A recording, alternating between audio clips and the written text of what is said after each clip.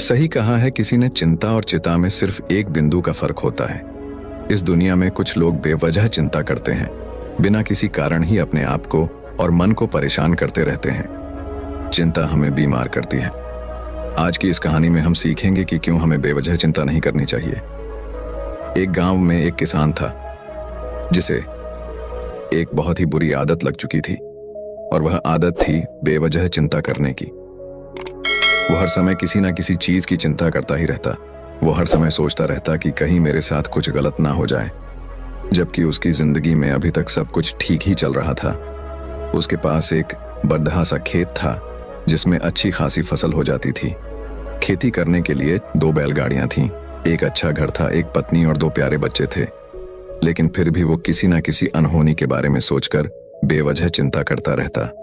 कभी सोचता कि अगर मेरी फसल में कीड़े लग गई तो क्या होगा, अगर आवारा पशुओं ने फसल को बर्बाद कर दिया तो क्या होगा, अगर सूखा पड़ गया या अत्यधिक बारिश हो गई तो मेरी फसल खराब हो जाएगी।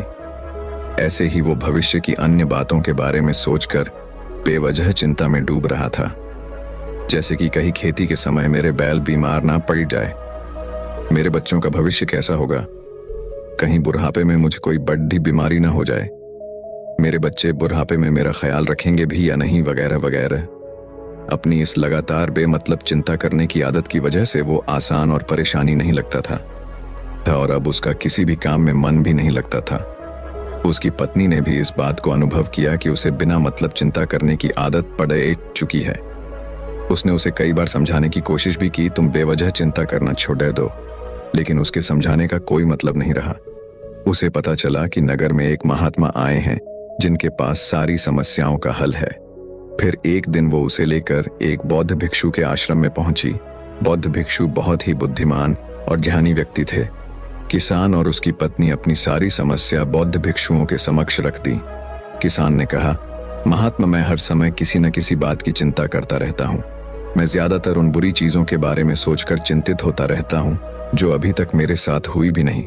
किसान की समस्या को पूरे ध्यान से सुनने के बाद बौद्ध भिक्षु ने कहा, ठीक है, तुम दोनों कल सुबह आना और फिर मैं तुम्हें तुम्हारी समस्या का समाधान बता दूंगा।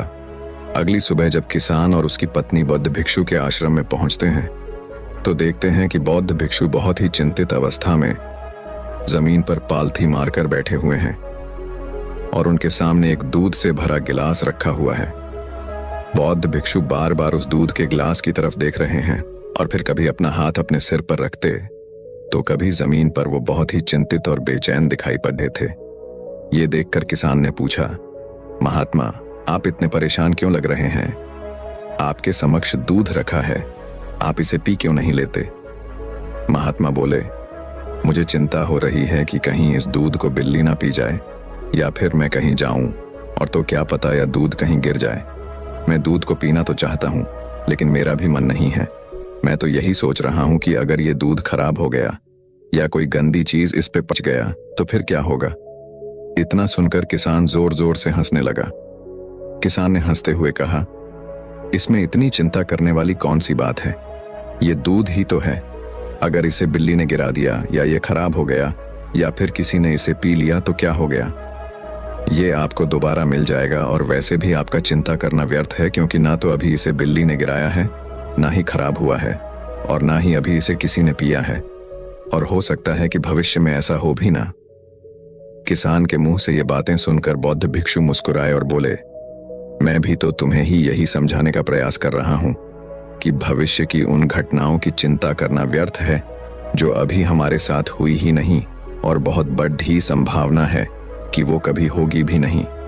और अगर हो भी गई तो जिस चीज को तुम एक बार हासिल कर सकते हो उसे तुम दोबारा भी हासिल कर सकते हो, और अगर नहीं कर पाए तो कोई बात नहीं, क्योंकि समस्याओं के आने के साथ ही उन समस्याओं का सामना करने की हिम्मत भी अपने आप ही आ जाती है। ये बातें सुनने के बाद किसान को लगा जैसे किसी ने उसके गाल पर एक थप्पड़ मारकर उसे नींद से जगा दिया हो। उसे महसूस हुआ कि वो भी तो यही गलती कर रहा है, वो भी तो भविष्य की उन घटनाओं के बारे में सोचकर चिंतित हो रहा है जो अभी तक घटी ही नहीं और शायद कभी घटेगी नहीं। वो और फिर बौद्ध भिक्षु के चरणों में गिर पड़ा और कहने लगा, इतनी आसान में मुझे मेरी गलती का एहसास करवाने के लिए आपका बहुत बहुत धन्यवाद और मैं आज से पूरा प्रयास करूंगा। मैं बेवजह चिंता करना बंद कर दूंगा। जापान में एक लोकप्रिय कहावत है, अगर तुम चल रहे हो तो सिर्फ चलो, अगर तुम खा रहे हो तो सिर्फ खाओ, लेकिन एक समय में सिर्फ एक ही काम करो, चिंता न करो। इस लोकप्रिय कहावत के अर्थ ने मुझे हैरान कर दिया था और सच कहूं तो मुझे ऐसा लगता है कि कहावत के अर्थ में ही वो राज छुपा है जिसे अगर किसी ने अच्छे से समझ लिया और अपने जीवन में उतार लिया तो वो चिंता के बंधन से ही हमेशा हमेशा के लिए मुक्त हो जाएगा। इस कहावत के अर्थ के बारे में हम आगे बात करेंगे, लेकिन उससे पहले देखते हैं कि हमारे दिमाग में इस तरह के विचार ज्यादा चल रहे होते हैं। पहला, क्या मैंने ये काम सही से किया? दूसरा, क्या मैं इसे और बेहतर कर सकता था? तीसरा, इसका परिणाम क्या होगा? और चौथा, लोग मेरे और मेरे काम के बारे में क्या सोच रहे होंगे? ये ऐसे कुछ विचार हैं जो हमारे दिमाग की सिस्टम में ज्यादातर समय चलते रहते हैं, लेकिन हमें पता नहीं चलता क्योंकि हमने इन विचारों के साथ जीना सीख लिया है और हमारा दिमाग काम भी ऐसे ही करता है कि अगर हमने इसे किसी काम को कई बार करवा लिया तो फिर ये उसे अपनी आदत बना लेता है और फिर हमारे चाहे बिना भी उस काम को करने का प्रयास करता है। शुरुआत में तो हम किसी भी काम को अपनी इच्छा से पूरे होशो हवास में करते हैं, लेकिन बाद में वो हमारी आदत बन जाता है और फिर हम बस बेहोशी की हालत में बिना सोचे समझे उस काम को करते चले जाते हैं। जब एक बच्चा छोटा होता है तब उसे पता नहीं होता कि चिंता क्या है, लेकिन जैसे ही वो बड़ा होता है माँ बाप कहना शुरू कर देते हैं, बेटे आपको होमवर्क करना है, आपको उसकी चिंता नहीं हो रही, आपके एग्जाम आने वाले हैं, आपको उसकी चिंता करनी चाहिए। और ऐसे ही न जाने कितनी सारी चीजों के लिए बच्चों के आसपास के लोग उसे चिंता करने के लिए कहते हैं और वो छोटा बच्चा इस बात को मान लेता है। ये अच्छा, किसी भी काम को करने के लिए हमें उसकी चिंता करनी पड़ती है और फिर वो भी किसी काम की घटना के बारे में बार बार सोचने लगता है। शुरुआत में तो वो ये काम जानबूझकर करता है, लेकिन धीरे धीरे उसका मन इसे अपनी आदत बना लेता है और फिर ना चाहते हुए भी उसका मन एक ही विचार के बारे में बार बार सोचता रहता है और फिर वो अपनी पूरी जिंदगी चिंता के इस जाल में फंस कर रह जाता है। लेकिन अब प्रश्न ये उठता है कि इसका समाधान क्या है? तो इसका समाधान है ऊपर बताई गई जिन कहावत का अर्थ यानी जागरूकता। हमें अपने विचारों के प्रति जागरूक होना पड़ेगा। हमें थोड़ी देर रुककर इस बात पर ध्यान देना होगा कि कहीं हम ना चाहते हुए भी एक ही घटना के बारे में तो बार बार नहीं सोच रहे हैं। हमें पूरी जागरूकता के साथ ये देखने का प्रयास करना होगा कि पूरे दिन हमारे अंदर इस तरह के विचार उठते रहते हैं। अब आप पूछ सकते हैं, केवल जागरूकता क्या करेगी? मैं कहता हूं यह काफी है। ये मन को शांत करने के लिए पर्याप्त है, मन को अपने स्वभाव का एहसास कराने के लिए पर्याप्त है और जीवन में जागरूकता लाने का सबसे आसान तरीका है ध्यान करना।